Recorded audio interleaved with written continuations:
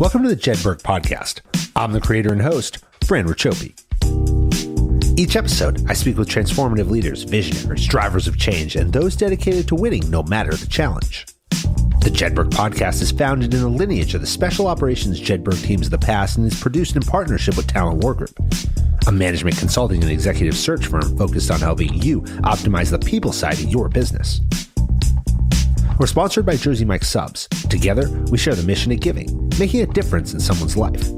Visit the Jedburgh Podcast, Talent War Group, and Jersey Mike Subs on the web and on all social media.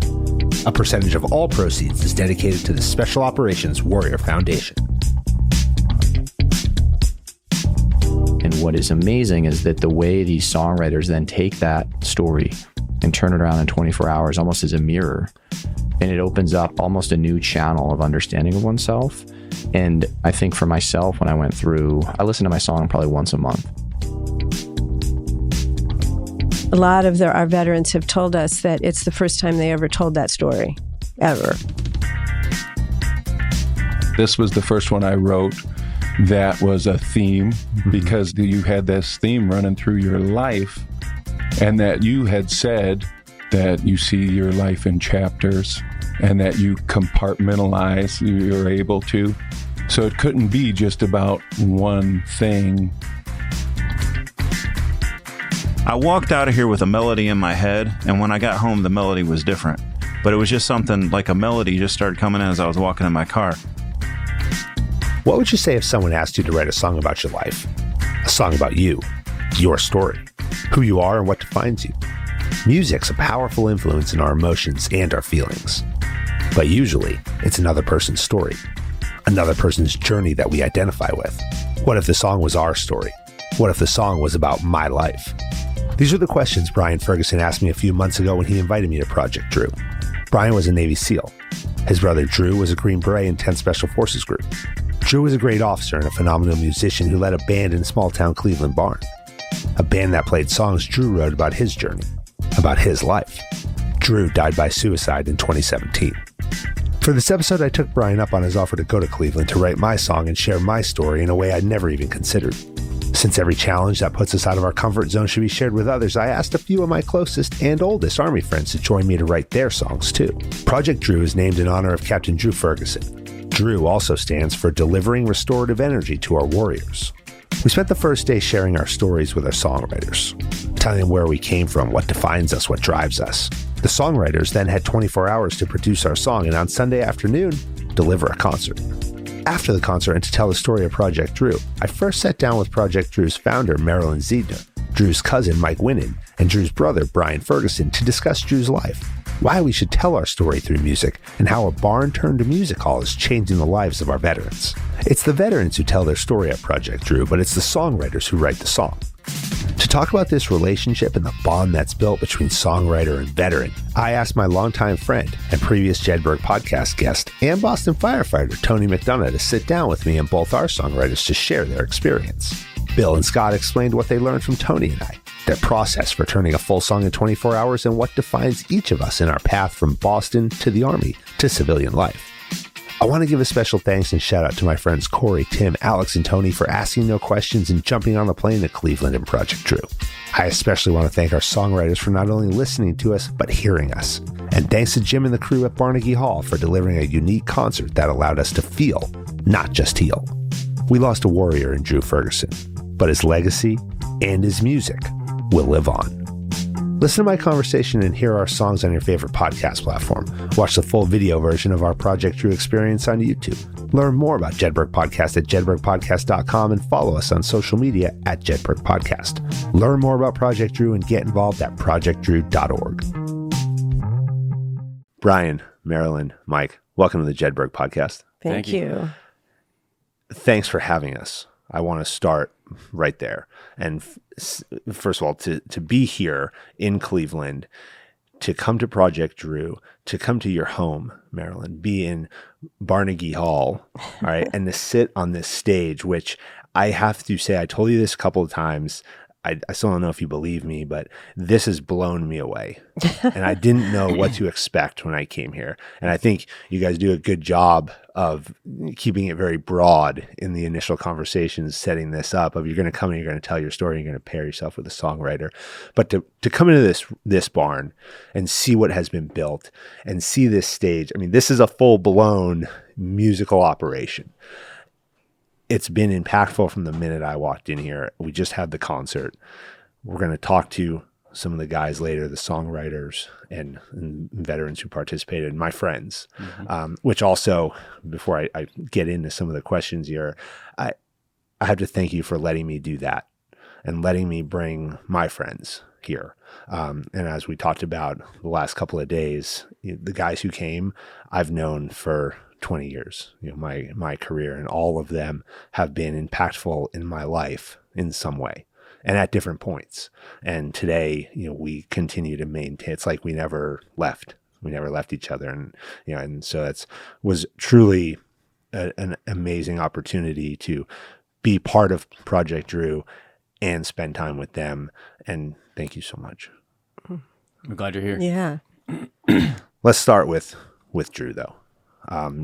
Your brother, Brian, your cousin, Mike, was in 10 Special Forces group with me. I knew of Drew. I didn't know him personally. But talk a bit about your brother and the legacy that has been built through this organization. Yeah, it's wild to your opening on this barn. Every time we do a workshop, and this was the 20th, and I come in intermittently and get to see, it's just insane how almost this is a metaphor in many ways for Drew and much of his journey. But just the thing I love about this barn is you can feel it's humble. It represents much of how we grew up. And I think Cleveland and what Marilyn's put into it is just this soul that is, you can't replicate it anywhere. And so now to have it be this anchor in Project Drew is just, it's nuts for me to see. And so as, for listeners, we end every workshop with a song that Drew wrote. So maybe to get there, we grew up in this small town outside of Cleveland called Avon Lake. It was small at the time. It's grown a bit. But, I think in retrospect, it was very much an idyllic upbringing, little town on the lake, incredibly humble, hardworking people. My brother and I were very fortunate to be sons of this community. And so Drew went on. He had always been interested in the military. But even before that came to fruition, he's always been a very creative, sort of tribal-oriented person in the sense of friends and family. And, he served in special operations for, I think, 12 years. I can't remember exactly now, but went to Ohio University in ROTC. And our mom passed when we were young. I was 19. He was a sophomore in high school. And I think those are those moments where people go one way or the other. And my brother really used that for resolve. And he became incredibly focused on his career in the military. And that was very clear to him what he wanted to do. And he thrived. But while he was in special operations, he was also just a prolific songwriter and singer and was using, I think he had a very deep soul and heart, and those were him outlets. And so he painted and played music, but ultimately, there's this great song that he had written. So a lot of people don't know, there's a chain of islands about an hour west of Cleveland called the Lake Erie Islands. And there's one of those small islands is called Kelly's Island. And so our family, my brother and I, Mike is one of our cousins on my mom's side. There's 20 cousins, 9 aunts and uncles. Wow. All 6 of our uncles were. You said he had a big family by then. And so those in 1974, 75-ish, our family built a cabin up at Kelly's Island. That my whole life has been this like physical and sort of metaphorical, again, anchor for my mom's family. And so my brother had written this song that was played by the campfire, and it was like a night building. It was a group of friends moving through an evening together. What would we drink? How would we dance? How would we sing and dream and sleep? And so Drew wrote that song, and it's funny, we have a video the first time he played it, and he's sort of like telling people how to sing, and he was very into like getting it right and getting the energy right. Yeah. But now at the end of every one of these workshops, to see different groups of people singing his song, and to be that, for the 100 or some veterans that have come through this program, it's it is, I think we all perhaps hope to be elevated in death beyond who we were in life. And my brother, to see that is just, it's a gift. It really is. And I come in and out. I'm fortunate now as a participant, but to see what Marilyn and Mike have done for Drew's legacy, it's just, as you guys can, for anyone who's lost someone, to see that it's beyond gratifying. Yeah. Let's talk about, Marilyn, your involvement and meeting Brian and Mike and Drew and being around their family, and after the loss of Drew, seeing this opportunity. Mm-hmm.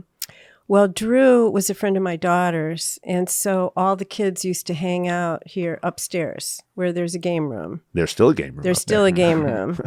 And so all the kids were here. Drew spent a lot of time here. But I never saw him after high school. And he went to college, and he graduated in 2002. And I started Music on a Mission in 2007. So, but he heard about it. I think he was home once when I wasn't here and saw the barn renovated. So he kept sending me money and for Music on a Mission because he was a musician.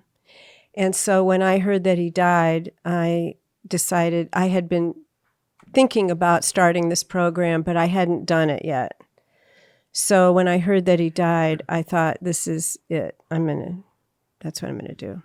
And then at his memorial, I met Mike, and we paired up, and Mike has partnered with me in Project D.R.E.W.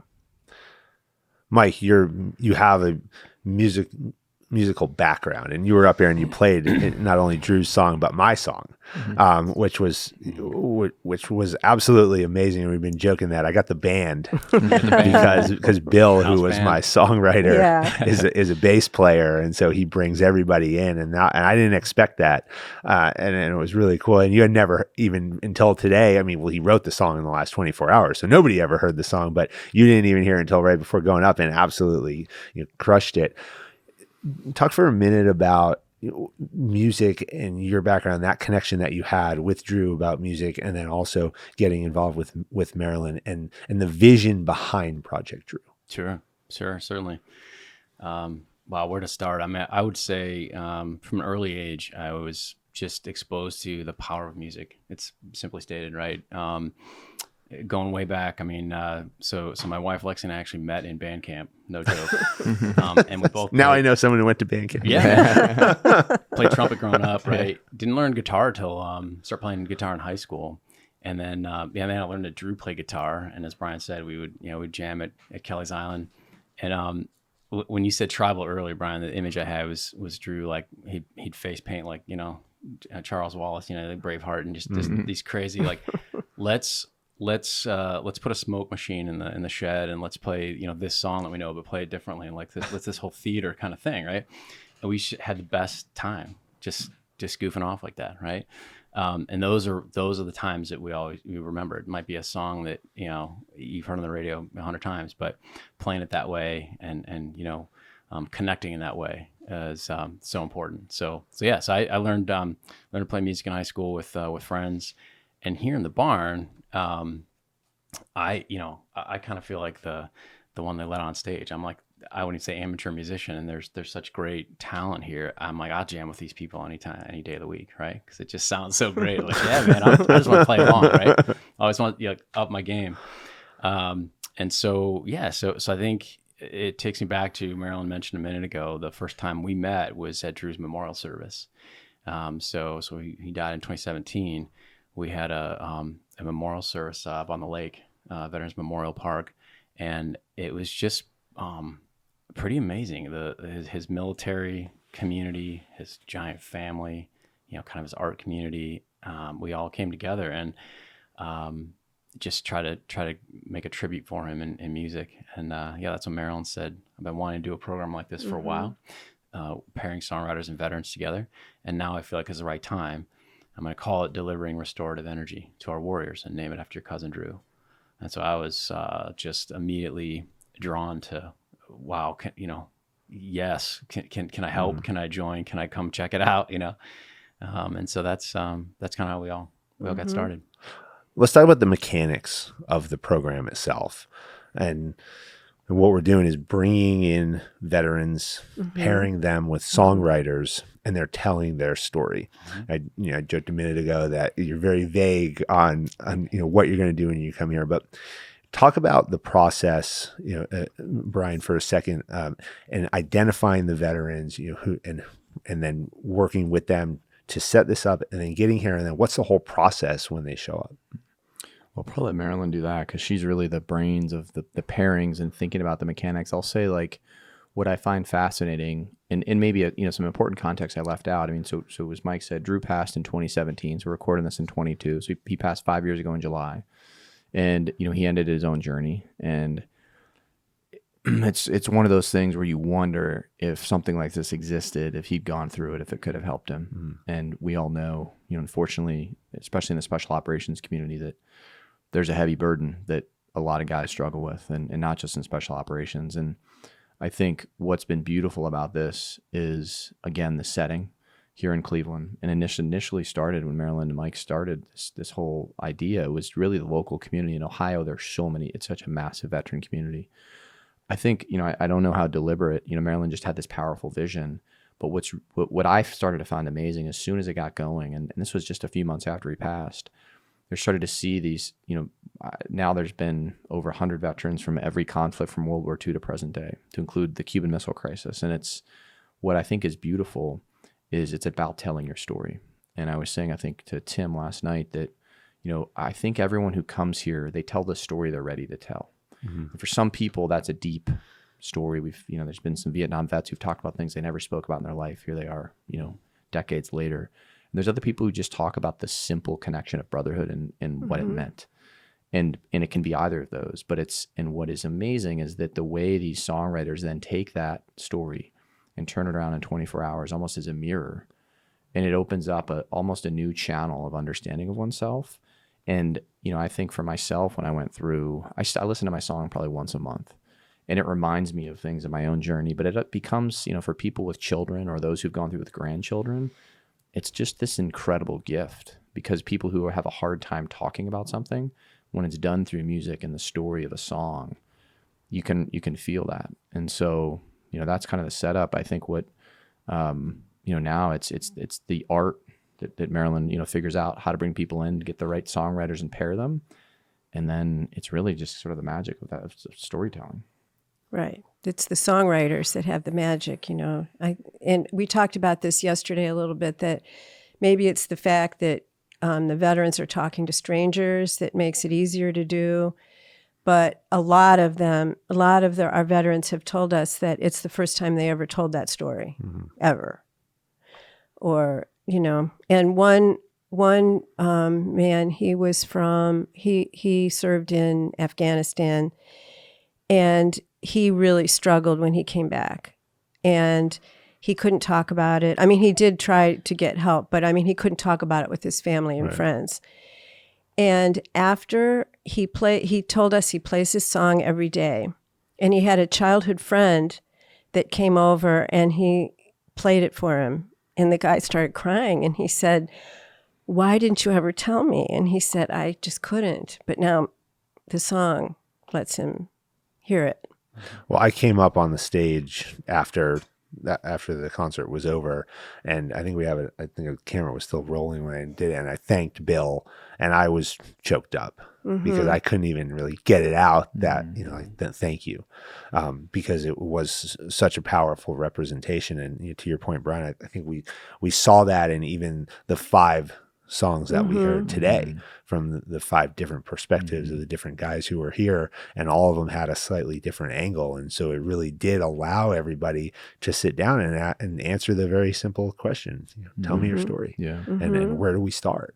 And everybody kind of had a different starting point. And, for me, certainly the other guys we'll talk about theirs, but, for me, it was about the theme of life, and I view life as these series of chapters, and and how do we position ourselves to achieve our goals and our vision in these different chapters. And sometimes these chapters start and end by our own decisions, and there's purpose behind them, and other times they don't. And there are outside and existential factors that start them or end them, sometimes without warning and, violently, and all of a sudden you're thrust into a new chapter of your life. And, for me, it's always been about reconciling very quickly, why am I here?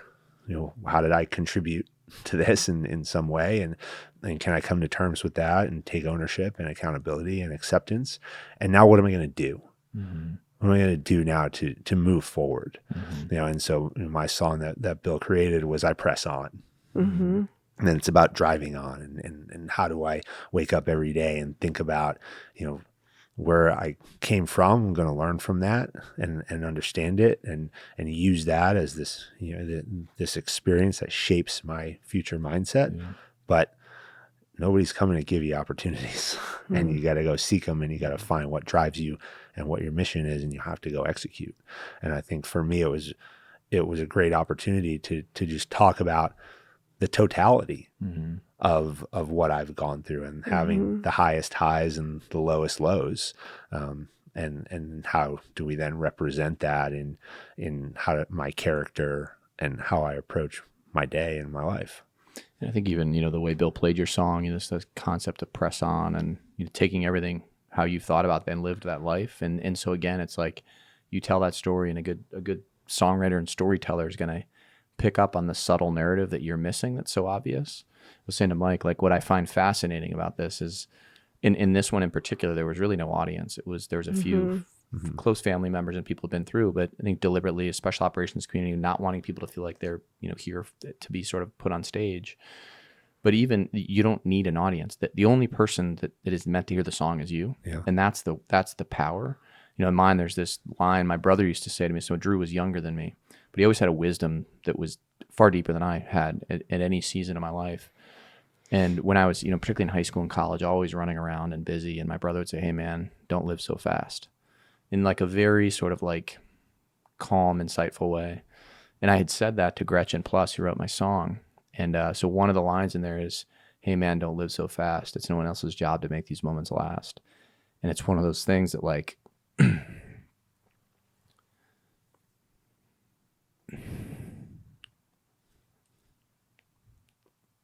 it intuitively, but when it's my brother's wisdom, being told back to me, like, and it's just beautiful because I've said that before, but like she picked up on it and made it almost a chorus. And it's so when I listen to the song, it's just this subtle reminder for me to like, particularly my daughter's 3.5 now, and so it's powerful. Yeah. We were talking earlier about the power of music, and I guess to me, it's all about the connection. You never know what somebody's carrying. You never know what they've been able to put down. You never know what they've been through. And I think from an early age, I was, my dad's a Vietnam vet, so is my uncle. And I knew of, or I was exposed to, like, traumatic stuff happens to people, and they get through it, and we help each other get through it. And when you come through difficulties, life can be sweeter on the other side. Yeah. I have a whole bunch of things to say. Go ahead. I think that, we did have a small audience, but the ones that were here have participated before. And I think that's really important to keep those connections and have contacts, and that the former participants support the newer ones. And it has that, some of them, not the ones that were here today necessarily, but a lot of them have felt disconnected and isolated in their lives. And I think it's one small way to provide support and connection for the ones that we've seen. And the other thing that's really important, if people are watching this, is that they don't have to have been in combat. Like a lot of, when I ask veterans to participate, a lot of them say, well, I don't have a story. And we say, yes, everyone has a story. It can, yes, you do. And they've done it. And the the magic with the songwriters is we've had a couple situations where the veteran didn't end up coming at the last minute. So we had 2 songwriters for one veteran. And they spent the exact same amount of time, heard the exact stories, and their songs couldn't have been further differently. What am I trying to say? They couldn't have been more different. And so the songwriters are incredible. That's what makes the program so successful. Sure. And you don't have to be musically inclined yourself. No. You should maybe just hit like the mechanics or structure of the workshop for listeners who are potentially going to come spend time. Yeah. So on the first day, we get together and just do short introductions, and then one veteran goes with one songwriter, and they get paired off, and they go somewhere in the barn. And they spend a few hours, however long they want and need, and they can share anything. Sometimes it's about being away from home or coming home, or we've had a couple songs about their girlfriend was at home waiting for them when they got home and things like that. So it doesn't have to be about the military or combat or anything like that. It can just be something that has shaped their life. And then the next day, the songwriter comes, we all come back the next day, and the songwriter performs the song for the first time. Sometimes they haven't memorized the words yet. And we record it. And then all the veterans get a copy of all the songs of the day. Yeah, I can't wait to get that. Yeah. I think the time compression. I mean, what's ironic about all this for me is I'm in my family. My brother was talented. My mom had a great voice. My dad, 2 of his guitars, or at least one of them's up here on stage. My dad was a talented musician, but I am as musically uninclined as it comes. But I do think that the 24-hour time compression with someone's story forces like the really important elements to like come to the surface. You saw that today. You can feel it's just like, and it's insane. It makes a song even more impressive when someone's not had time to really process it. But I think one of the things Marilyn said that I think it's really that I'm passionate about, knowing, being a veteran myself, and knowing how some of these programs can either project people into positions where they're not ready, or propagate a narrative that says you're broken or you need to grieve, where it's like, just come here and tell your story for yourself or for your family. But one of my favorite songs is I've Got a Brother.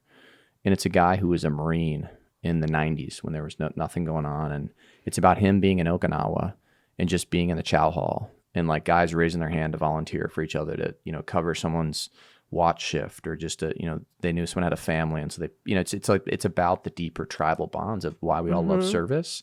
There's nothing about it extraordinary, but it's one of those beautiful, simple songs. And seeing him listen to that too, it was just like, it's really, it's awesome. Yeah, you saw that in the group today. I mean, especially I think that you said this group was a little bit more unique because we knew each other. And I think that was really powerful because as you listen to the song and these guys like I do, you see, it's real. And you're like, yeah, that is him. Like they nailed him. They nailed him. And then watching them listen. Yeah. And I was trying to grab video and pictures that I can share with them of them listening to their song was just really, really cool. Yeah, it's neat, isn't it? And I think too, part of what our project team does really well, it's this welcoming space. And as Brian said, it's not, Marilyn, somebody said earlier, it's not prescribed. Like we want you to talk about combat or whatever. It's what story you'd like to share. But also Jim Raleigh and Curtis Leonard and team do such a great job with sound. It's so fun to play in here because it sounds great to play in here. It sounds even better when, they get the songs mastered. Maybe we'll put it in our show notes, we put them up on our website. But it's despite being 24-hour turn and maybe the first time through, it's new and raw and real. The sound quality is really good. And I know Jim takes a lot of pride in that too. And it's great because then it puts everybody at ease, especially the musicians too, the songwriters, because it's a lot of attention, a lot of pressure to deliver on the spot a day later. You would have thought they'd been playing these songs for years. Right. Yeah. I mean, nobody got up there and, was looking for something. They got up there and they absolutely nailed it. And it was all different kinds of music. We talked a lot about the lyrics, but in the music too, they did such a great job of matching the music to the character and the personality of the person they worked with, which I thought was Bethany really going cool. psychedelic rock. Yeah. Yeah. That was the first. But I think it's, we haven't said it explicitly, but, there's been a lot of women who've come through. Some powerful, woman who was a nurse in Vietnam, amazing story. And then obviously a lot of the songwriters are females. I actually think that's a really cool balance of energy when you get sort of what is ultimately the strong masculine story of war with, someone putting that to words lyrically in a feminine voice can be insanely profound. Yeah. You talked a bit and you started touching on mental health initiatives and your service as a Navy SEAL, you've come to understand the importance of mental health and the programs that are out there for, our brothers and sisters that we served with, because everybody deals with things differently.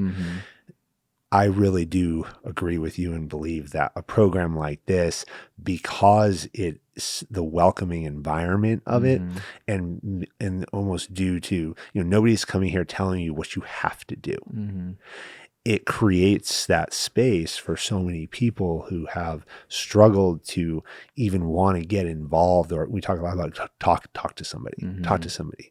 It's easier said than done. I mean, I do a number of episodes and I always will reiterate that point. Reach out to someone, talk to somebody. But often people, there's still a limiting factor for a lot of people. And I feel like when you come into this environment, it really does just go away, that limiting factor. At least it did for this group. Yeah, and it certainly raises the question. I think what we've seen the last two workshops, when April Drew's buddies? So in April, some of Drew's buddies from 110 came, and that was cool. It was just really, they had not been together, some of them since Afghanistan. And it raises the point of this is not meant to be therapy, but it becomes this just guys being together and feeling that connection. And then when you're telling those stories and you're seeing, to your point, your buddies react to their songs in a song that is in many ways encapsulating who they are, I think that is and I think there's no interest here in overselling that, but it becomes really powerful in ways that a lot of these other programs fall short because they don't get at the core of the human desire to serve and what it means. And when you reignite that, I think it's, and particularly when you're around the people you did it with, it's just such a powerful reminder of why service is the most extraordinary opportunity in the world. Yeah, and it's been structured in such a way here that you have a lot of time to spend with everybody else, kind of even outside of the barn. I mean, we went out in the city last night. We went to the baseball game. We went to dinner. We should thank great. Jay for those tickets. Oh, absolutely. Go ahead. Yeah, Jay, the tickets. Jay's listening. Make sure. Awesome. For the day game tickets for the night game. That was great. But it is. I mean, those are, and I think that's what Marilyn does a great job of creating space. Another program that I've been involved with called the Station Foundation by a guy named Kevin Stacy. And what he does brilliantly is I think when you give people, you bring them to the right environment. And here we are in the barn. And I think there's an element where on the lake in Ohio, it's fall, and get people together and then ask the right questions. In this case, tell your story and then give people space. I think it just illuminates when you're with other people, those stories, the things that emerge are cathartic. Yeah. What's next for the program? Where's it going from here? You want to take that one or me? You start. what I would say. So we picked out dates already for next year. We got to get those up on the website. That just reminded me I got to do that. What's next is some more workshops. But I think we're conscious of while we want to reach as many vets as we can, and thank you now and again for having us on your podcast to help us do that. We're aware of we're about a really authentic and quality experience. We don't try to fill a workshop with 10, 12 vets. 6 or so is the right size, and we want everybody to have a really profound experience. So I think it's just getting better at what we do, fine tuning our process and connecting with as many people as we can. I would totally agree.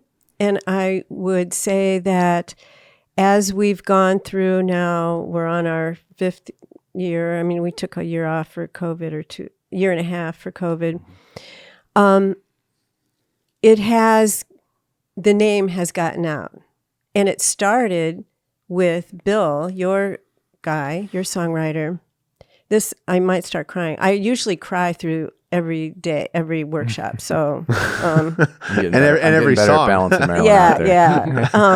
cry for every song. I was sitting behind you in every song. Yeah, and I especially cry for the Drew song every time. That kills me. But anyway, one of our first workshops that Bill did, it was his songwriter. His veteran was a Vietnam veteran, Joe Horvath, and Bill has made a video with him and went into a studio and did it, professionally. And he's gone to many events with with Joe, sung at his birthday parties and stuff. So a lot of the veterans, songwriters, keep in touch with their veterans. But what I was going to say is Joe was in Vietnam. He was a medic, and his job was to pick up the dead and wounded. And so the name of his song was La Day, which in Vietnamese means come here, because they would be signaling them to come here. And so, again, I hope I don't start crying now. After Bill wrote that song, he played it in church, and they have a big church, like 400 people. And he told the story, and he said Joe Horvath, and he gave all the details. And after church, this guy came up to him and said, "You have to introduce me to Joe because he saved my life." So they did. They met and had breakfast. And, so this circle of awareness and care is growing as more people find out about it. Yeah, well, our goal is to spread the word as far as we can. And I think that's, if I don't mind, like I one of the things I'm really passionate about is whatever one thinks of, this year in Afghanistan, like we just ended the longest period of combat operations in the history of the country. And there are an extraordinary amount of men and women who have extraordinary stories of service, and they don't have to be, the extraordinary is being there and being a part, whatever that looked like. And I get, the more that we can get veterans of our generation through this, I think it is part of a multi-part solution to getting people to not even heal, but to feel the power of their service in a way that's uplifting. And so, for those that are listening, it's a beautifully simple experience. And the other thing that I think that Marilyn and Mike do amazingly well, there's not a lot of overhead here. And so we've all been involved in veteran organizations where, by virtue of having to go raise a lot of money, you then have to start doing things that you wouldn't normally do in order to show metrics and and the program gets away from you. And because you're only talking about 6 veterans here, and we're, paying for people's, simple expenses, it allows the experience to stay incredibly protected and grounded in the things that I think most veterans are looking for. And that keeps it insanely authentic. Well, I think your point right there about it's not necessarily about healing, but about feeling. That's great. Well put. And that is, I would say that sums up the experience, because I've been sitting here through this conversation and talking to everybody at the end of the concert, thinking about how who am I as I walk out of here today. And I think you just quantified that for me. So thank you, because I think that's what it is. It's about the feeling that you have when you're sitting there in the concert listening to your song, and how that represents what you've been through, and what you want to share. And that's truly it. Well, thank you. It's a lasting tribute to your service. Yeah. Well, I appreciate, again, you having us here and sitting down with me, telling your stories, talking about Project Drew, sharing Drew's story in his life, and allowing us to come in, my friends, my family, to come in here and be with yours. Thank you so much. We really appreciate the being able to get the word out, but also that you all came and spent your weekend with us. That means a lot to us. Thank you. Thanks so much, Fran. This one's called I Know a Place. This is a song Drew wrote years ago on Kelly's Island. His ideal, his vision of coming together with friends, music, bringing everybody together. So we like to sing this at the end. So hope you'll join us in your seat, on your feet, wherever you'd like to do. All right? Now let's shake these timbers.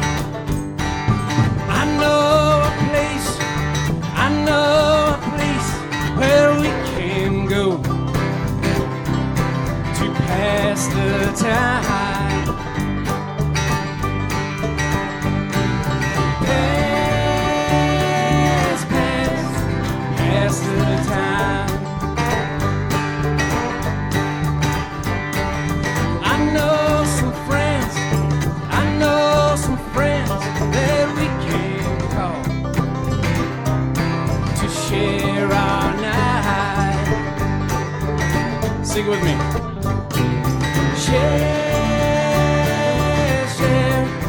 Share our night. Here we go. I know a drink that we can drink to warm our bones.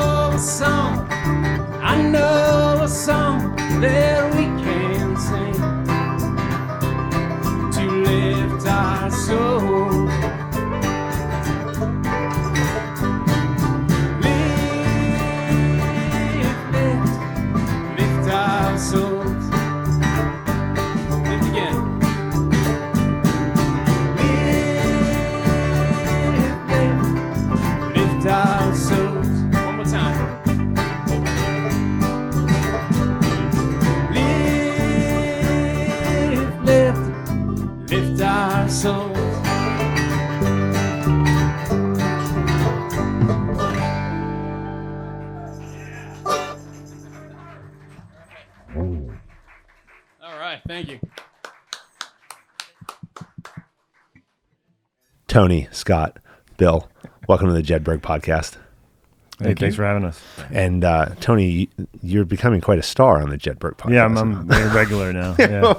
You were in 75 on Boston Fire Department, and that was such an impactful episode. And now to have you come out here for Project D.R.E.W, as one of, we talked about in 75, and we'll talk about here too, one of my longtime best friends, and to have this experience together has been so meaningful. So thank you for taking the trip and doing this and taking the leap of faith when I presented it. Absolutely, no problem. Scott, Bill, you're two of the songwriters here with Project D.R.E.W, and this program, I mean, I've said it before, I'll say it probably a few more times in the conversation. It's so much more than we expected. I don't know what I expected when we actually came out here, when we've been setting this up over the last, we've been setting this up for about 6 or 8 months now. And I had no idea what was going to happen when we walked in here and met you and came into the room. And I'm blown away. And what each of you created here, Scott with Tony's story, Bill with mine. I came up and gave you a hug after, and we have it on film, and we'll run it behind this as B-roll. But I was choked up and could barely thank you because it was so meaningful and meant so much. I want to start with talking about why get involved and what drew you into Project D.R.E.W, and what was that call that you received and said, yeah, this is something that I want to be a part of. And Bill, we'll start with you. When Marilyn first called me and told me about it, I thought about it, and first when you think, oh, you got to write a song and perform it the very next day, you just think about the technical aspects of it, and you think, wait a minute, I don't know if I can do that, or in my instance, I'm a bass player, so I'm thinking, okay, I would need help. I'm going to have, That's why I got the whole band. Right, that's right. So I need all the help I can get. But I've told people this before, selfishly, I did the first one just as an exercise. I thought, okay, as a songwriter, that sounds like a very good challenge to do. But it was so, like you're saying, it was just so impactful that first time. And then I realized how much it meant to me, how much it meant to the veteran that I worked with. And I've done a ton since. I haven't done every single one, but I've done over 10 probably. Scott, what about you? What got me into it? I like writing songs about people. So they're real stories. And when I was younger and little, of course, I loved people like Johnny Cash and people that had true stories or stories that sounded true, or blends of stories that some of it's true. But I really like to write about people. And so then I was asked, another songwriter, Brent Kirby, asked if I could come out and do one. And then I got to meet Marilyn and everything. And I went through the first meeting, and I was like, wow, this is going to be great. And then I found out at the end of the meeting that we had to write the song in 24 hours. And I thought, I've never done that in my life.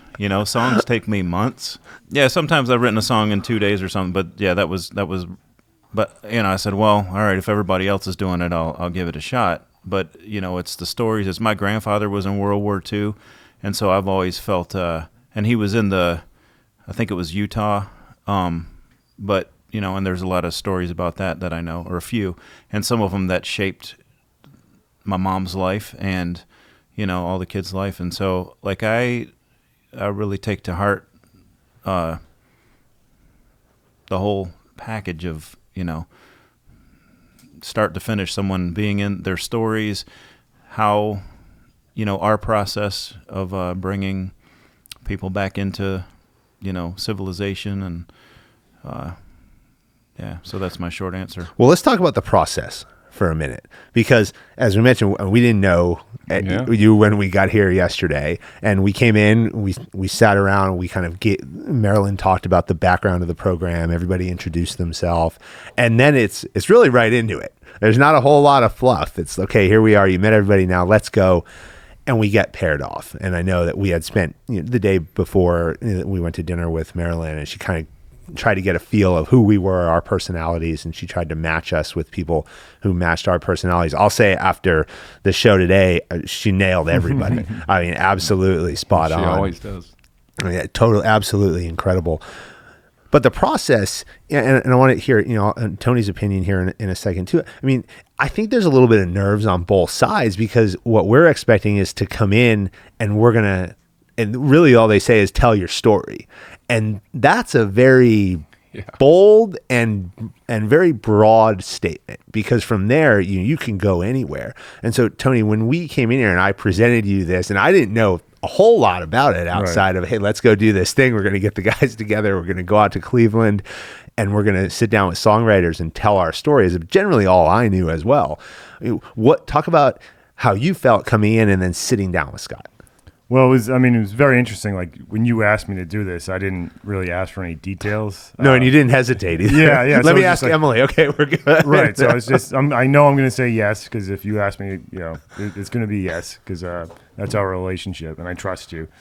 But I almost didn't want to know too much about it, because all I knew was songwriting, and let's talk about, basically talk about your feelings. I'm like, I don't do that. Firefighters are good at that. Yeah. So, it was an absolute leap of faith. And what struck me the most, when I learned, one, we're in a barn. This might look like on this film that this is like a Nashville stage, but that we're in a barn, but it's actually a home.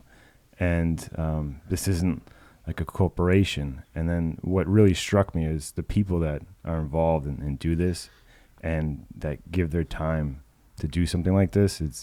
It's overwhelming. So, like, any fear I had or anticipation was like, well, I'm in it now, because when you see something that's this powerful, and you just got to dive right in. And I tried to be as honest and open as possible, and shared my story with Scott, and put a lot of faith in him. We just met. It was a lot to do in one day. Scott, as the songwriter, and you meet Tony and you hear him tell his stories, how do you open that conversation up? I didn't have to try hard this time, because he sat down and he said, I thought about it a lot. I have a message. And so I didn't really have to think much about that. But, then when he got done with the message, I asked him some things about his life. And with Tony, it was actually easy. It's not always easy, but with Tony, it was. Why? Well, let me say, first of all, when you say that she matches up by personality, I take that as a compliment, because I was like, this is one of the coolest people I met. It's mutual. But why was it easy? Because of him. Yeah. Yeah. I would ask questions, and it's one of the things that I thought was kind of fascinating, because he doesn't seem like somebody that probably goes around wearing his heart on the sleeve and saying everything he thinks, and I could tell that about him. And I was like, but he's right here, like, saying this and this and this, and but it was all because of him. Mm-hmm. Yeah.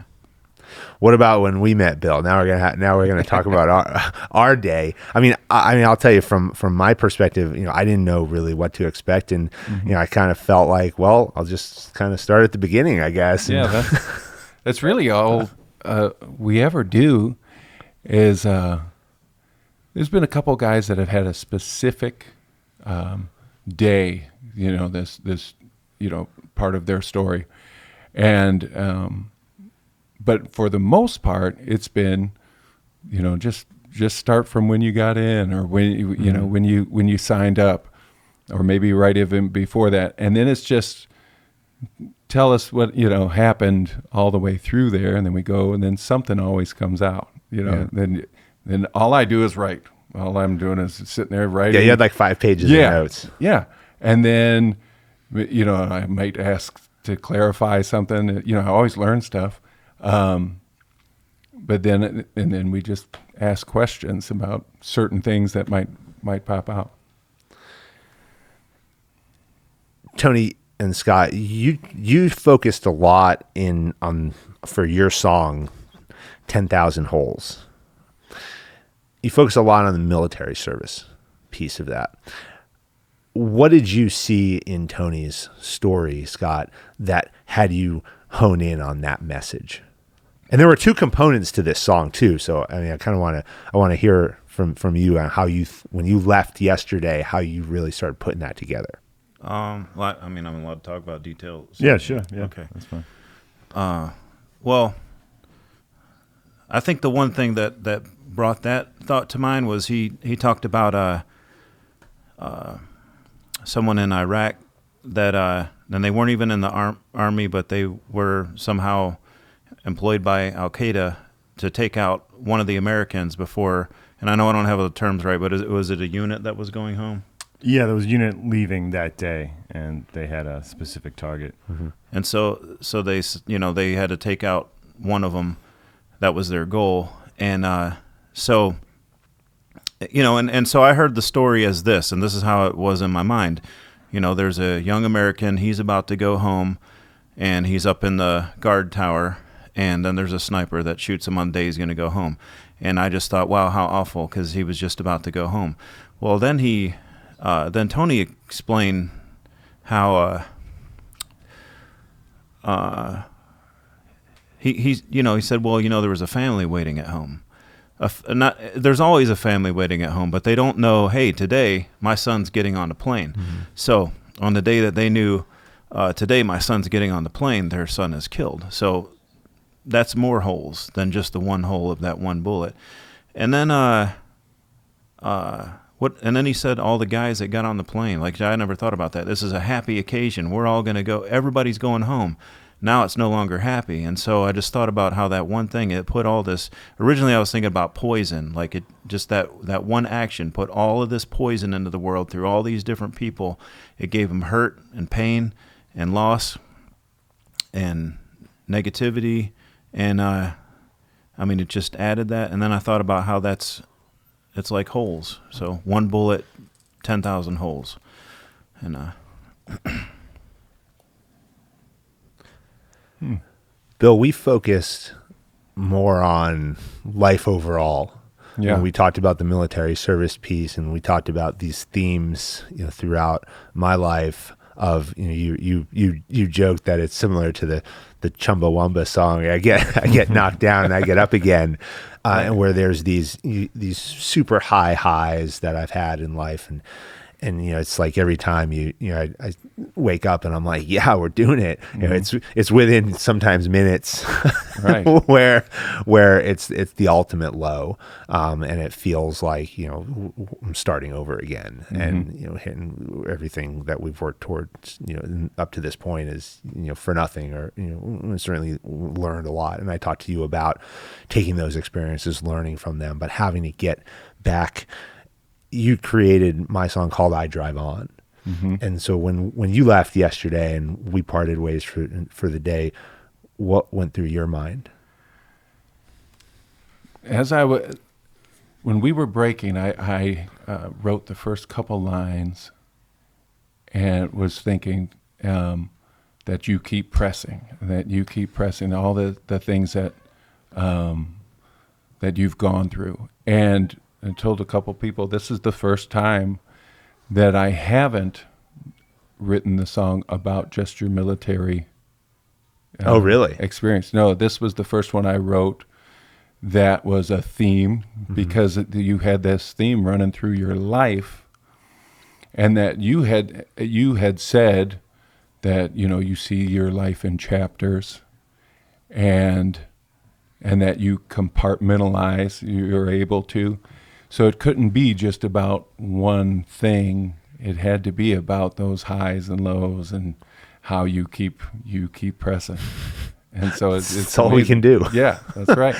I mean, it really is. It's all. I feel so strongly about that it's all we can do in life. And even when our actions result in negative things that happen to us, we have to have accountability, and we have to take ownership, mm-hmm. of these things and say, did I contribute to a part of this in some way, or all of it? And then I think if the faster we can reconcile those things, then the faster we can move on.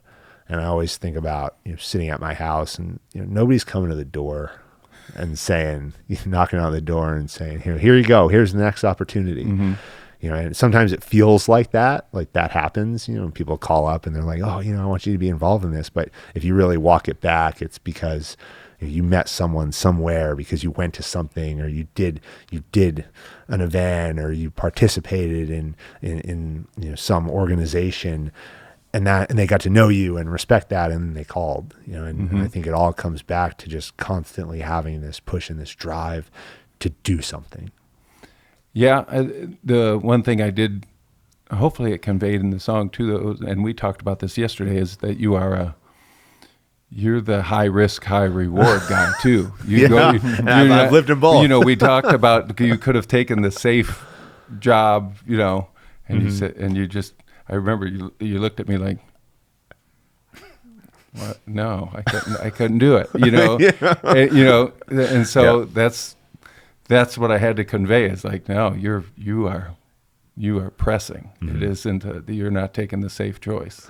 Yeah, corporate role in a massive established company, or run a cannabis company with a Russian oligarch. Let's go, suit up. Yeah, here we go. Scott, your song, and I want to talk about the actual concert today, for a minute. So powerful, and it was just you up there. And we joked before you started, when you said Tony's name, that it's spelled the Irish way. When you think about the actual kind of the music itself that sits behind the lyrics, how did you compose that, and how did you think through matching that with Tony's story and his personality? Well, the song had two parts, and I really, the song's got to be written quickly, and so. What, you mean you have 24 hours? What's I know, 24 whole hours. What else you got to do?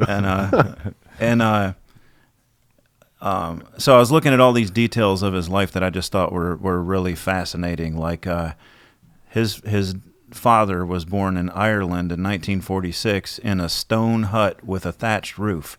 The kind of thing I've sung about in songs, but I never had any connection to someone that, now I'm, one person away from someone that was born there.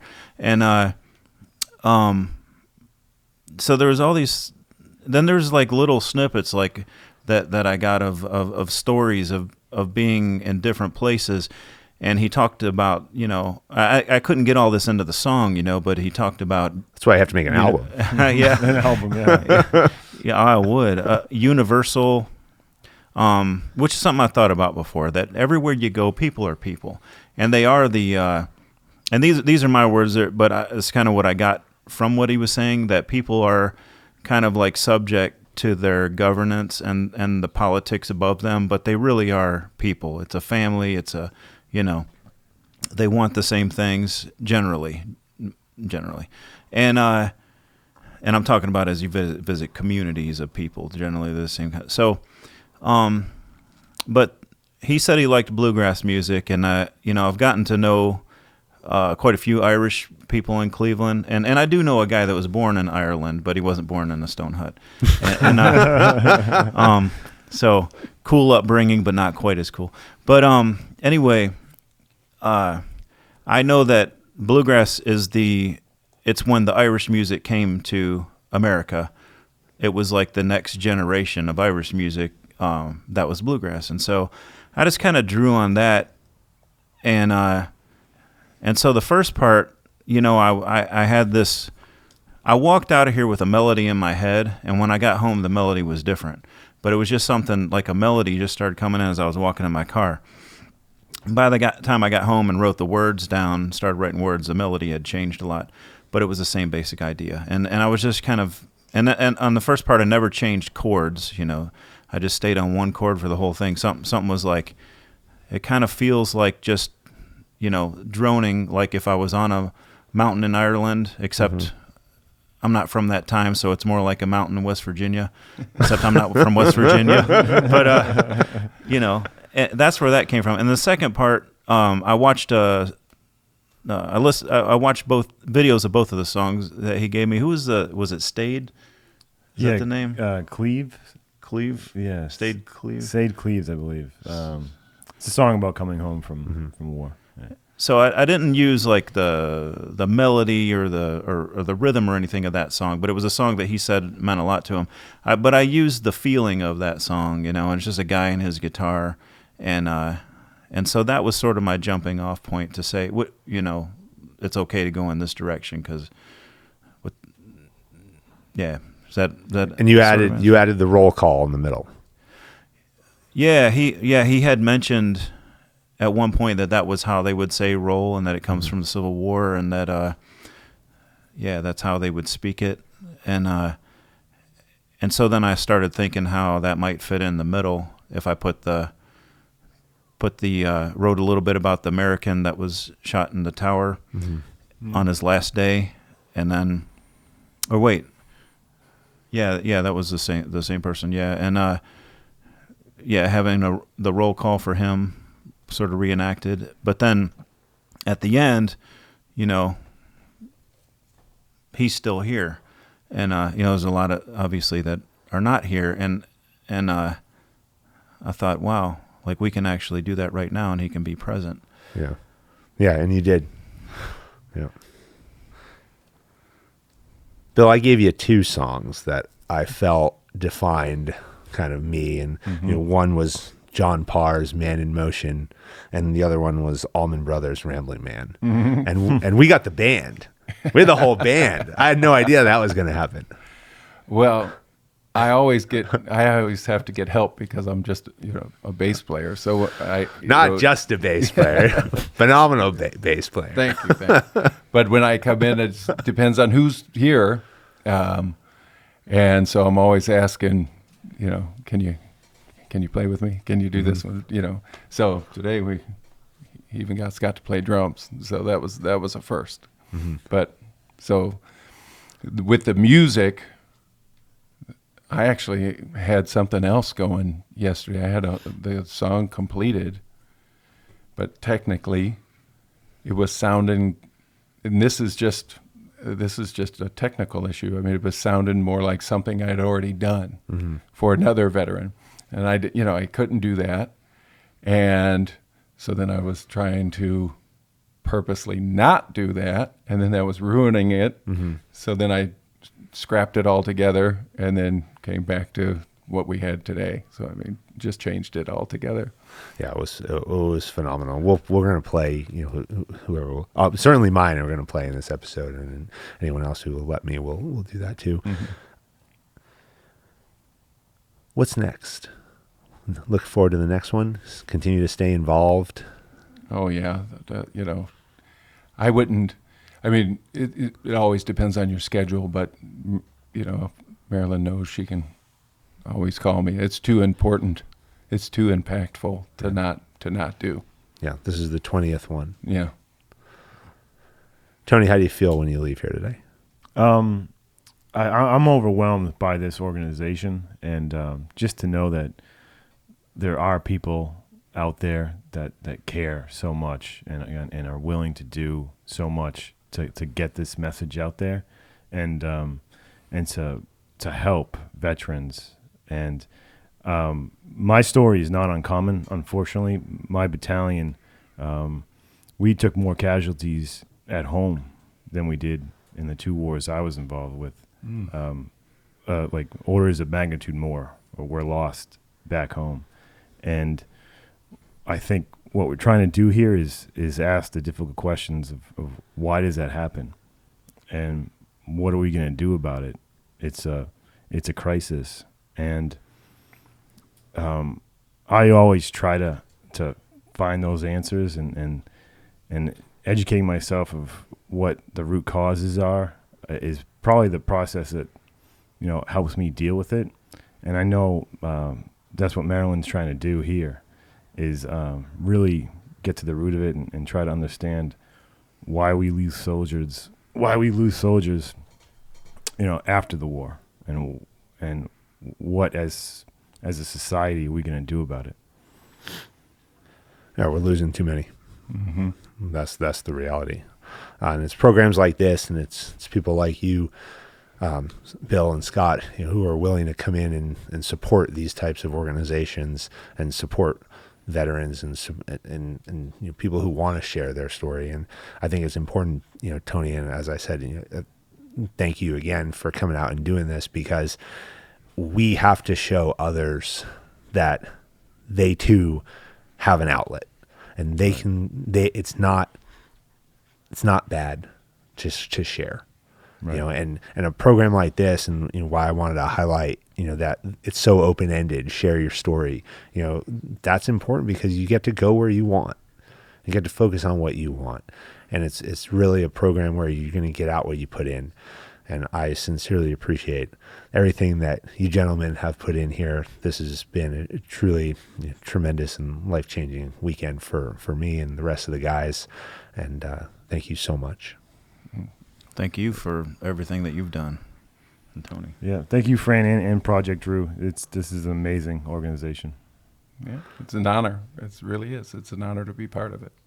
Well, we're looking forward to spreading the word and getting as many people as we can involved in here, get them out, experience this. Cleveland, haven't been here in like 20 years, and it's changed a lot, and it's actually pretty nice. Yeah. Cleveland rocks, man. I didn't know. Thanks, guys. All right. Thank you. Thank you. Hello, everyone. My name's Bill. And yesterday I had a great morning spent with Fran Racioppi. And it was awesome to sit and listen to him. He was a hard guy to describe, because he's got such drive and ambition. And I thought guys like him were only like fictional TV people, like Elon Musk or something like that. But so there was his story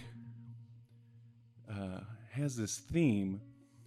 He started in broadcast journalism, thought, he wanted to tell a story and do that. And then after 9/11, right? Thought he might be a war correspondent, but then ended up in the Army, deciding he'd rather be making a difference. So with his drive, with his internal just this push that he has, he rose through the ranks of leadership, and for 13 years. Kind of has the rug pulled out from underneath him politically, and gets out of the Army, goes through business, that same kind of thing, rises, is working at Snapchat, same kind of thing. It's getting knocked down.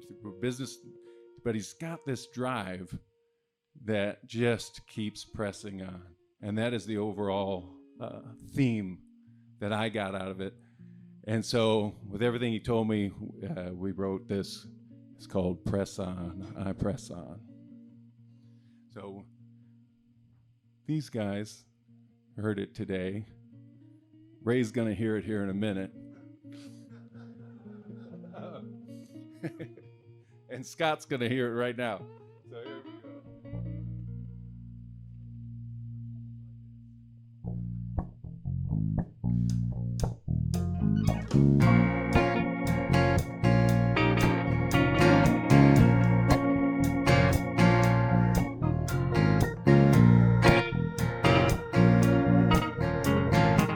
I knew there was a story to be told, but learned I had to live it for it to unfold. Written in chapters, page by page, in black and white, never in gray.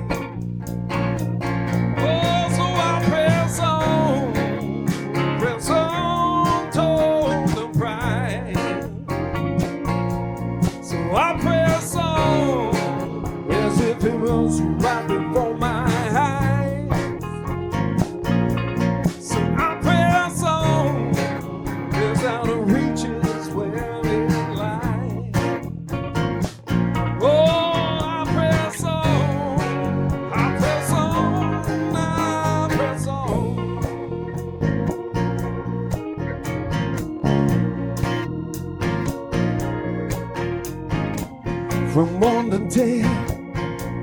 nothing in between.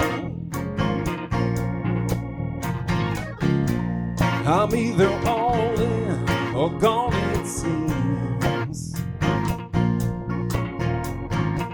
My time is now, I tell myself. No time to make up for the time that's spent. No. So I press on toward the prize. Oh, I press on as if I see it right before my eyes. Oh, I press on, just out of reach is where it lies. Oh, I press on, I press on, I press on. Come on, Ray.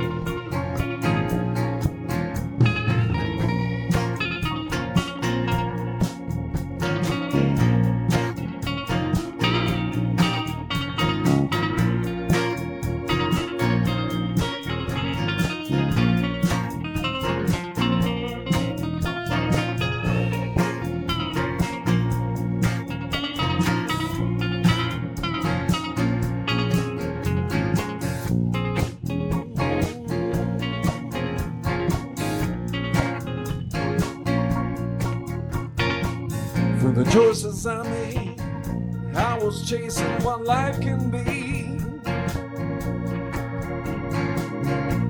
to asking myself, who do I want to be? From service I've learned that life is bigger than myself. It's more than what I can hold, but more about who I've held. Oh, I press on toward the prize. Oh, I press on as if I could see it right before my eyes. I press on, just out of reach is where it lies. Oh, press on.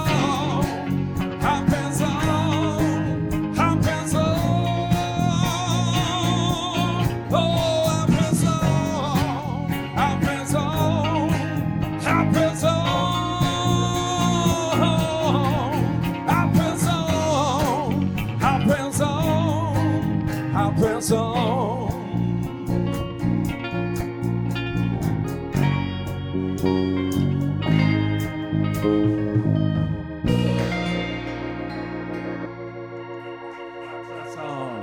Fran Racioppi, everybody.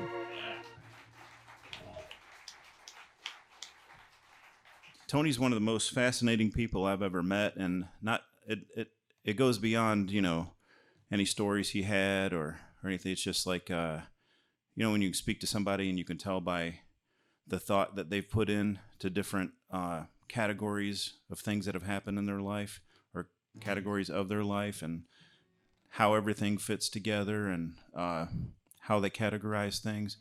And apparently I can't think of another word besides categories, but it was really something to meet him. So, and I thank you for sharing your story. So I wish that I could explain where all these things came from that he said, but they're going to go by fast, but it's going to hurt me more than it hurts you.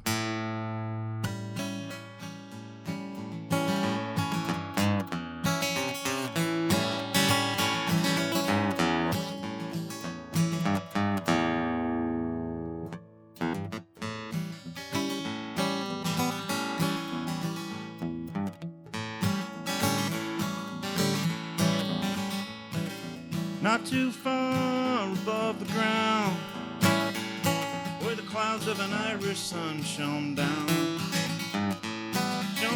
on a thatched roof, hut of stone. My dad was born to flesh and bone, and spirit grown.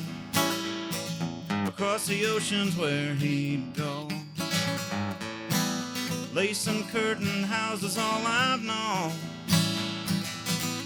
Boston is my children's home.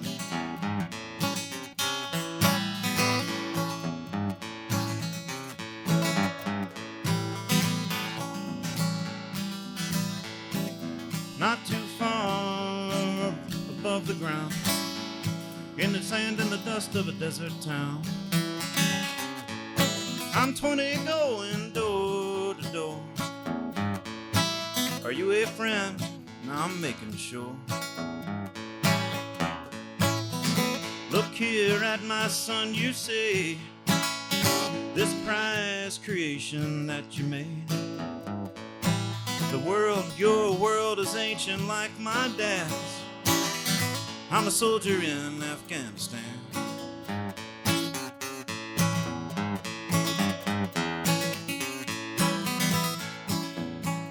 Coffee, lady, bread, cream, cheese, Sarah's mom and the morning breeze, shooting pool and telling jokes.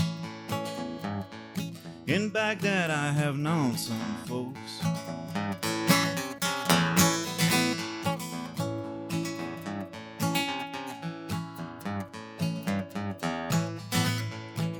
Not too far above the ground, in the broken clay of a broken town, was the son of a soldier. He was just a boy. He loved his country and he loved his soil. Aimed his rifle, he aimed his gun to the tower of the young American, to the tower and another father's son, to the tower and another mother's son, to the tower and another brother's one, sister's one, someone's one, to the tower and a story never told. 3 shots he left 10,000 holes. Sergeant Chiamento, Sergeant Robert Chiamento, Sergeant Robert J. Chiamento. Strike from the roll.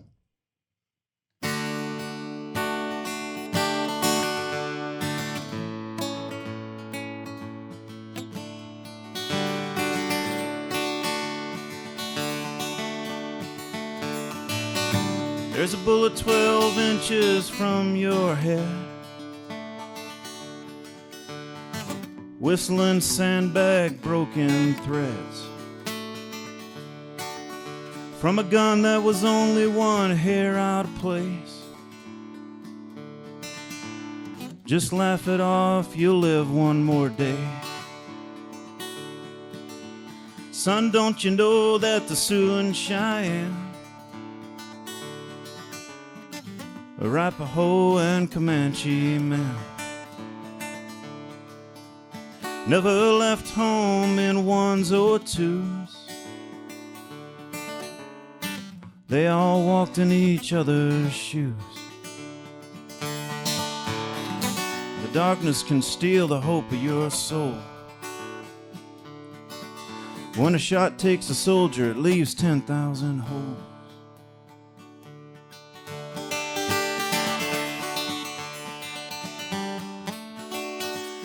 Your steps surrounded by your brother's boots, never a wait and never a why. Just ask for help and you know to be true. Each one was ready to give up their lives. Now you walk the streets of your hometown. No one's in front and no one's behind. Seems the people back home that you sacrificed for, their eyes are as cold as they're blind, and the darkness can steal the hope of your soul. When a shot takes a soldier, there's 10,000 holes.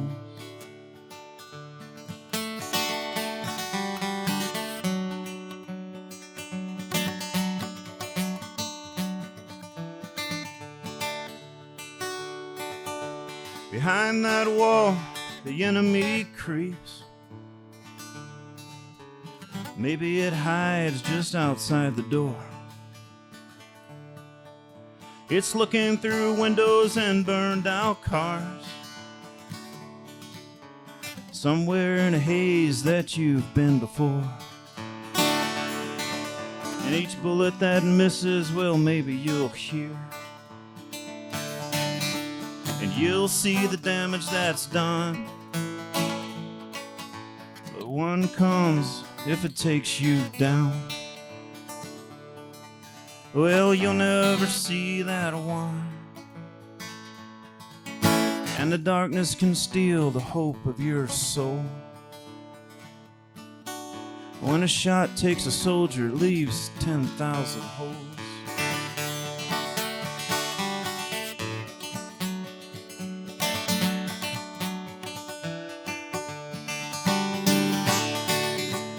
Back at the base, behind barricades,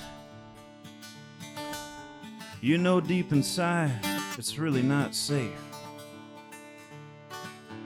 You're still in the fight and you must study the ways. Understand the bandit that's lying in wait. And advancing through shadows, no warning, no trace, is an enemy you'll never see face to face. You'll feel and sense it like you've no control. But the stronger you are, the more you're alone.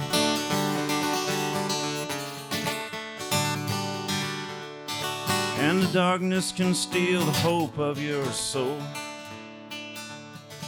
When a shot takes a soldier, it leaves 10,000 holes.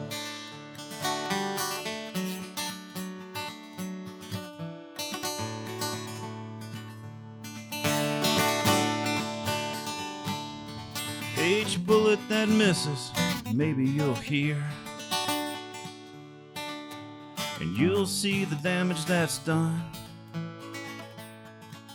But if one comes and finally takes you down,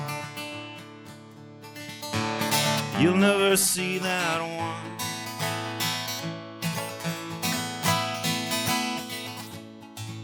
And I plead from my knees that you'll call out for help.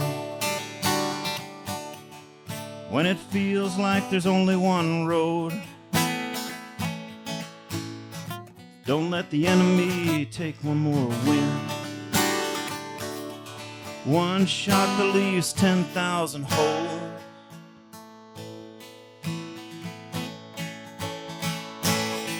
And I plead from my knees that you'll call out for help. When you feel like there's just one road, I don't let the enemy count one more win. No, don't let the enemy count one more win. Hang on, don't let the enemy count one more win. Hang on, call for help, call a brother, my friend. Don't let the enemy count one more win. One shot that leaves 10,000 holes.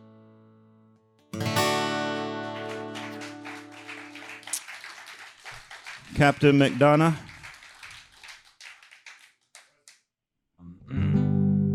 I'm Ray Flanagan. I had the pleasure of talking with Mr. Tim Driscoll yesterday, and it was a great conversation. I think we talked a lot about a lot of different things, but I felt like at the core of what we were talking about was just compassion and the relativity of your whatever your personal problems in your daily life are to where you live and where you're from. And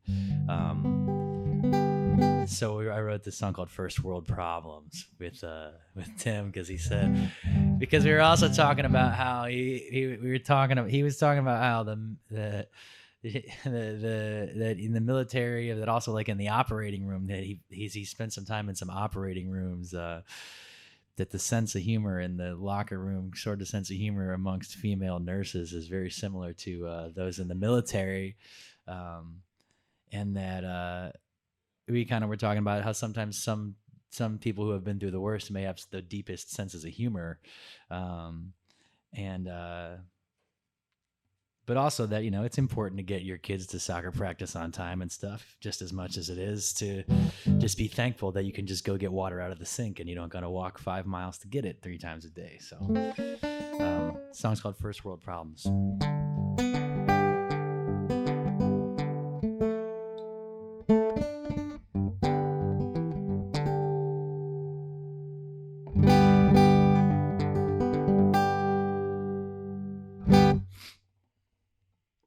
Rose and violet, 5 lines of prayer. Water lily drifts through the air. I made my home in North Carolina. I take first world problems with a last world mind. These old mountains look like big hills. Wherever I've been, I recall the smells. What was that thing that made you leave us behind? I take first world problems with a last world mind. I've seen Afghan orphans with the world's biggest smiles, kicking around a ball of duct tape and walking for miles 3 times a day for what water they could find. I take first world problems with a last world mind.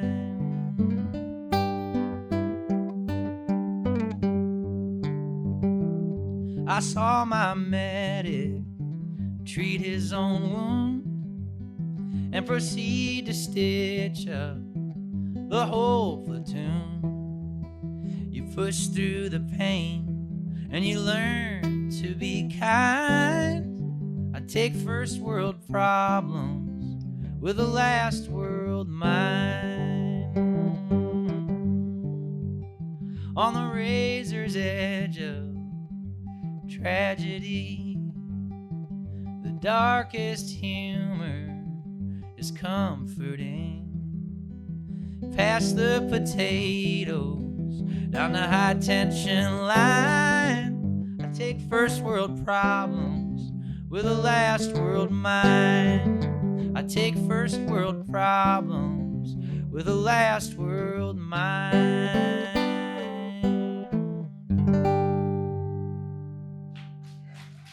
Thanks, Tim. All right, thank you all very much. My name's Bethany. Where's Corey at? Oh, you're right there.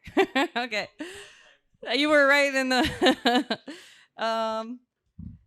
So I spoke with Corey yesterday, and Corey was a Green Beret, and we talked about a lot of things, but the main theme was consciousness and life and death, and what I took away was how your experience in your life has shaped your perception of those things, and we kind of connected over a lot of our thoughts and ideas about life and death and meaning, and that's kind of what the song is centered around. Among many other things, he has a degree in biotech, and he studied quantum physics and a bunch of other sciences at the time, but we talked a lot about quantum physics ideas, and that is stuff that's really fascinating to me, and it's too complex to put into like a song in one day, but I have some of that in here. Something I really liked is your optimism about your future. And like you say, you don't have regrets. So you look back in your life and you're like, you know, essentially you've learned and you've become who you are because of everything you've been through. And that, I really like that. And that resonated with me a lot. And also the first thing he told me was, I don't want a slow, sad song. I like psychedelic rock and I want it to be like upbeat. I'm like, cool. So I did my best and wrote a song in that vein. That style of music doesn't really have a lot of lyrics, so the lyrics aren't like extensive, but It's called One Choice because he's got this awesome tattoo that he's going to get that's going to go over up his whole back and like spiral around his arms and come to his hands. And he talked about basically you have a choice in each hand. You can go in this direction or that direction. So the song is called One Choice, and here we go.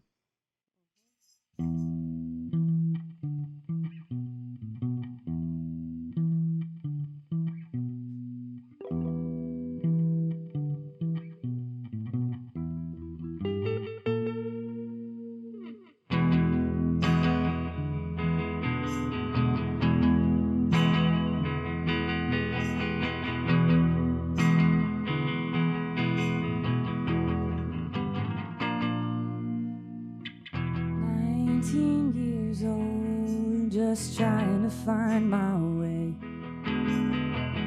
Then I found it when I was a Green Beret. Del Preso Libre meant everything to me. I'll take the hill, man, as long as you're coming with me. I know where I've been and where I'm going. Oh. One choice in each hand is what I have to show.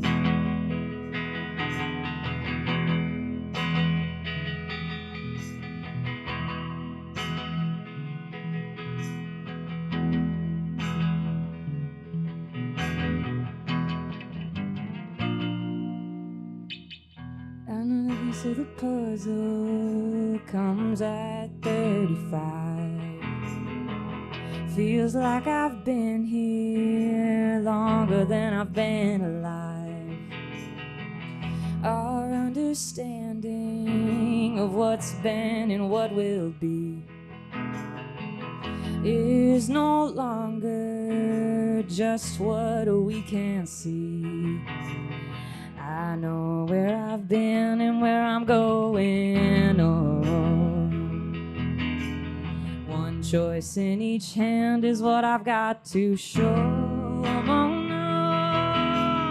I know where I've been and where I'm going. Oh, one choice in each hand is what I've got to show. No, no, no, no, no, no. No fear, no regret, I haven't looked back yet. No fear, no regret, I haven't looked back yet. I know where I've been and where I'm going. Oh, one choice in each hand is what I have to show. No, no, I know where I've been and where I'm going. Oh, no, one choice in each hand is what I have to show.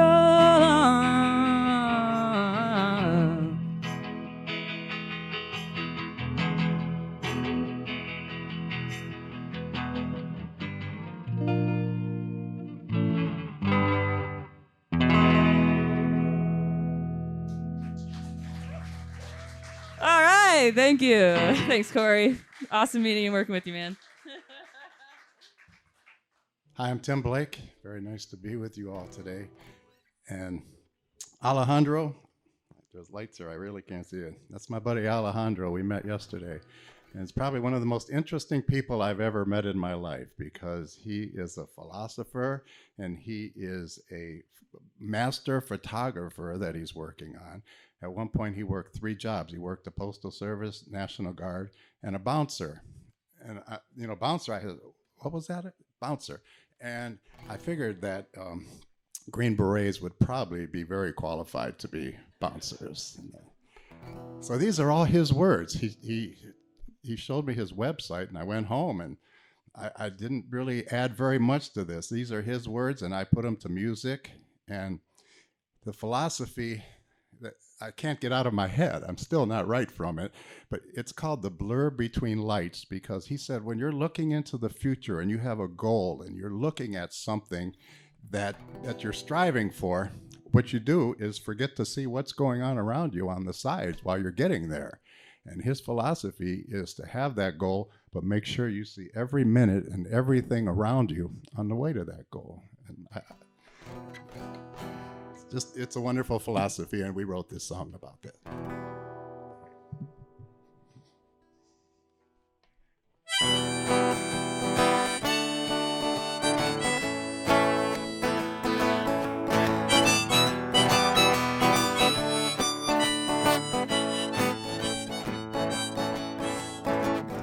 Fragile lines get crossed in the journey of life. Look beyond the stars up in the sky. Sometimes we get lost, can't stop at any cost, especially when you hear the battle cry. My name is light, and my presence is sight. It's a path that is marked in 4-count beat. The more I see the barbed wire, the less it seems so sharp, and the more I feel the earth beneath my feet.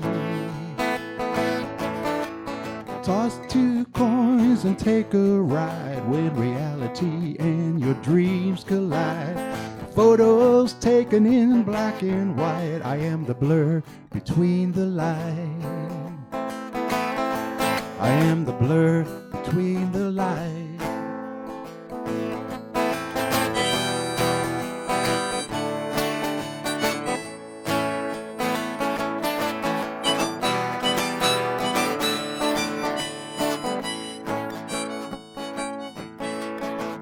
Cinch down and grab your ass, grasping for another breath. Rise above the shattered sky.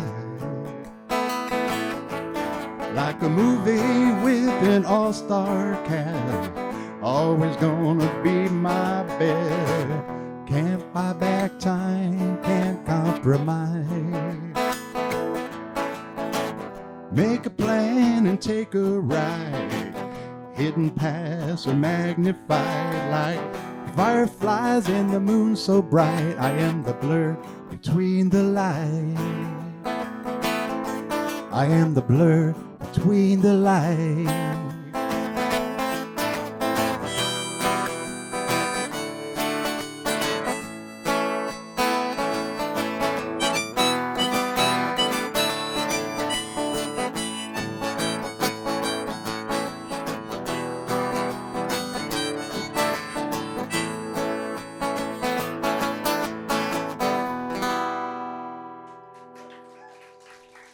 Thanks, Alejandro. Thanks for all the wonderful insight you have given me that I have to practice.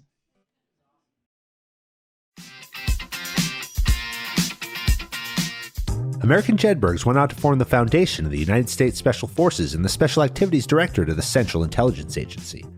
Thanks for listening to the Jedburgh Podcast. I'm your creator and host, Fran Racioppi.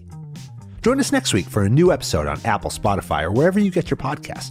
Check us out on YouTube for full episodes, highlights, and other behind-the-scenes content. If you like what you heard, give us a like and leave a review. Follow me, Fran Racioppi, Talent War Group, and our sponsor Jersey Mike Subs on LinkedIn, Instagram, Facebook, or Twitter. Send your comments and inquiries to media@talentwargroup.com. As former members of Special Operations Forces, the Jedburgh Podcast and Talent War Group contribute a percentage of all profits to the Special Operations Warrior Foundation, supporting the families of our fallen warriors. Thanks for joining us on this episode. How you prepare today determines success tomorrow.